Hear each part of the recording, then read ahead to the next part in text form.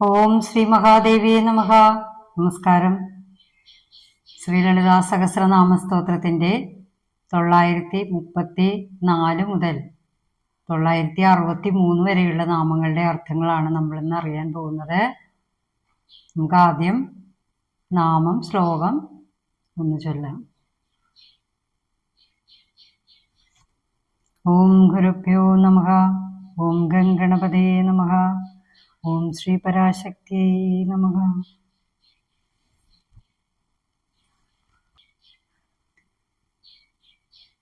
വിശ്വമാധാ ജഗന്ധാത്രി വിശാലാക്ഷി വിരാഗിണി പ്രഗൽഭാ പരമോധാര പരമോധാ മനോന്മയി വ്യോമകേശി വിമാനസ്ഥാ വജ്രിണി വാമകേശ്വരി പഞ്ചയജ്ഞപ്രിയ പഞ്ചപ്രേതമഞ്ജാതിശായിനി പഞ്ചമി പഞ്ചഭൂതേശി പഞ്ചസംഖ്യോപചാരിണി ശാശ്വതി ശാശ്വതൈശ്വര്യ ശർമ്മധാ ശംഭുമോഹിനി ധരാധരസുധാധന്യ ധർമ്മിണി ധർമ്മവർദ്ധിനി ലോകാതീത ഗുണാതീത സർവാതീത ശമാത്മിക.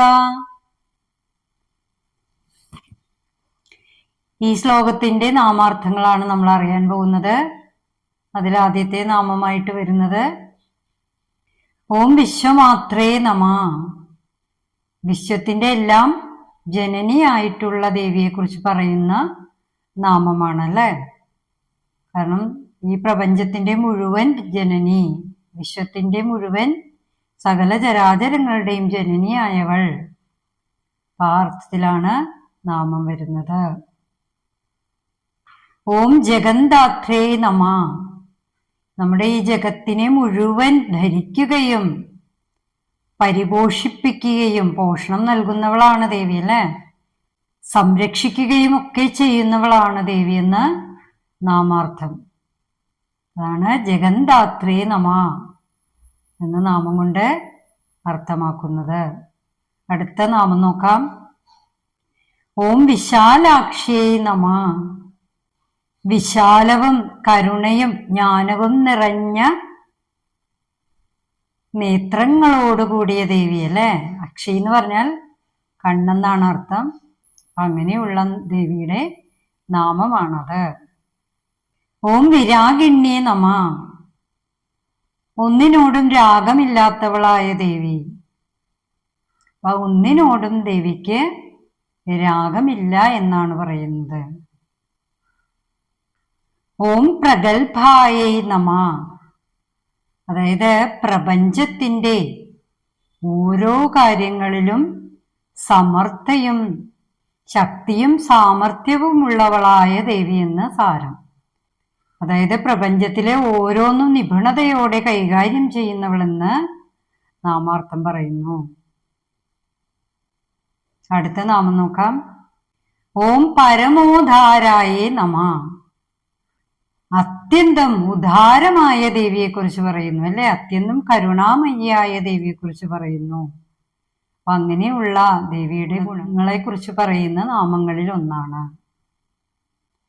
ഓം പരമോധായേ നമ. മോദം എന്നാൽ ആനന്ദം എന്നാണ് അർത്ഥം.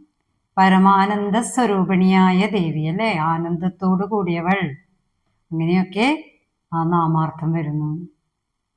അടുത്ത നാമം നോക്കാം. ഓം മനോമയ്യേ നമ. മനസ്സാകുന്ന ദേവിയെക്കുറിച്ചാണ് പറയുന്നത്. മനസ്സാകുന്നതില് മനസ്സിൽ നിറഞ്ഞവൾ, അതായത് മയ്യി എന്ന് പറഞ്ഞാൽ നിറഞ്ഞവൾ എന്നാണ് അർത്ഥം. അപ്പോൾ നമ്മുടെ മനസ്സാകുന്ന ആ പ്രകാശം, അതാണ് ദേവി എന്ന് നമുക്ക് പറയാം. ആ നാമത്തിലാണ് മനോമയി എന്ന നാമം വരുന്നത്. എല്ലാ മനസ്സുകളിലും അന്തർയാമിയായിരിക്കുന്നവളല്ലേ. അങ്ങനെയുള്ള ദേവിയെ കുറിക്കുന്ന നാമമാണത്. ഓം വ്യോമകേശ്യേ നമ. അതായത് വ്യോമകേശി എന്നാൽ ആകാശമാകുന്ന തലമുടിയോട് കൂടിയവൾ എന്നാണ് ആ നാമാർത്ഥം. അതുപോലെ വ്യോമകേശൻ എന്നാൽ മഹാദേവനെ കുറിച്ചാണ് പറയുന്നത്. ഭഗവാന്റെ പത്നിയായ ദേവിക്ക് വ്യോമകേശി എന്ന നാമവും ഉണ്ട്. അടുത്ത നാമം വരുന്നത് ഓം വിമാനസ്ഥായേ നമ. വിമാനത്തിൽ സ്ഥിതി ചെയ്യുന്നവളായ ദേവി അല്ലെ. ദേവതമാർക്കൊപ്പം വിമാനത്തിൽ സഞ്ചരിക്കുന്നവൾ എന്നൊക്കെ ആ നാമാർത്ഥമുണ്ട്. ഓം വജ്രണേ നമ, വജ്രായുധം ധരിച്ചവൾ എന്ന നാമാർത്ഥം. ഓം വാമകേശ്വര്യേ നമ, അതിന്റെ അർത്ഥം എന്തെന്ന് വെച്ചാൽ വാമകേശ്വര തന്ത്രത്തിൽ പ്രതിപാദിക്കുന്ന ഈശ്വരിയായിട്ടുള്ള ദേവി എന്ന് സാരാംശം. അടുത്ത നാമം നോക്കാം. ഓം പഞ്ചയജ്ഞപ്രിയായേ നമ, പഞ്ചയജ്ഞത്തിൽ പ്രിയയായിട്ടുള്ള ദേവി എന്ന് നാമാർത്ഥം. 5 യജ്ഞങ്ങളാണ് ഗൃഹസ്ഥന്മാർ ആചരിക്കേണ്ടതെന്ന് പറയുന്നുണ്ട്. ദേവയജ്ഞം, പിതൃയജ്ഞം, ബ്രഹ്മയജ്ഞം, ഭൂതയജ്ഞം, മനുഷ്യയജ്ഞം, അങ്ങനെ 5 തരത്തില് ആചരിക്കണം എന്നാണ് പറയുന്നത് ഓരോ യജ്ഞങ്ങളും. അപ്പൊ അങ്ങനെ പഞ്ചയജ്ഞങ്ങളിൽ പ്രിയയായിട്ടുള്ളവളാണ് ദേവി എന്ന് ആ നാമാർത്ഥം പറയുന്നു. അടുത്ത നാമം നോക്കാം. പഞ്ചപ്രേതമഞ്ചാതി ശായിന്യേ നമ.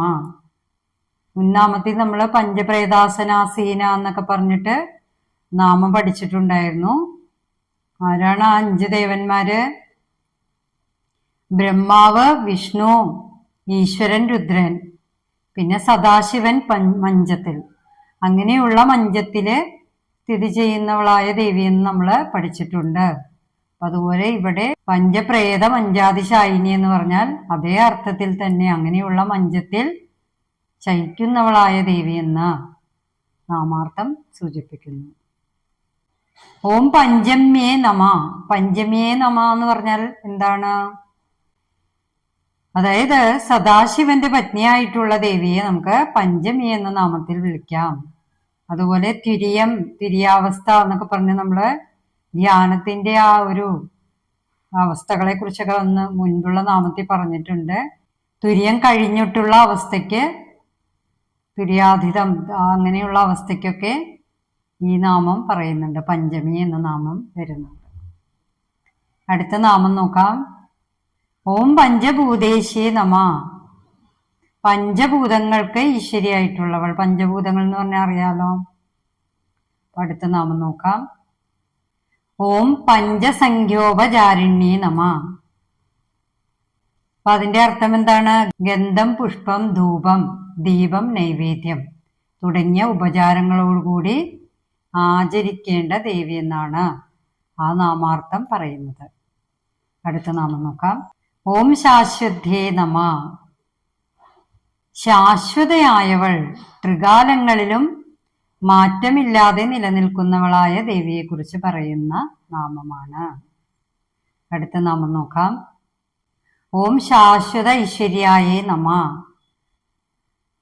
നേരത്തെ പറഞ്ഞ പോലെ തന്നെ മാറ്റങ്ങളില്ലാതെ തന്നെ എപ്പോഴും ഐശ്വര്യമായിട്ടിരിക്കുന്നവൾ, ഐശ്വര്യ സമ്പത്തോട് കൂടിയവൾ, ശാശ്വതമായ ഐശ്വര്യത്തോട് കൂടിയ ദേവി എന്ന് നാമാർത്ഥം. ഓം ശർമ്മദായേ നമ.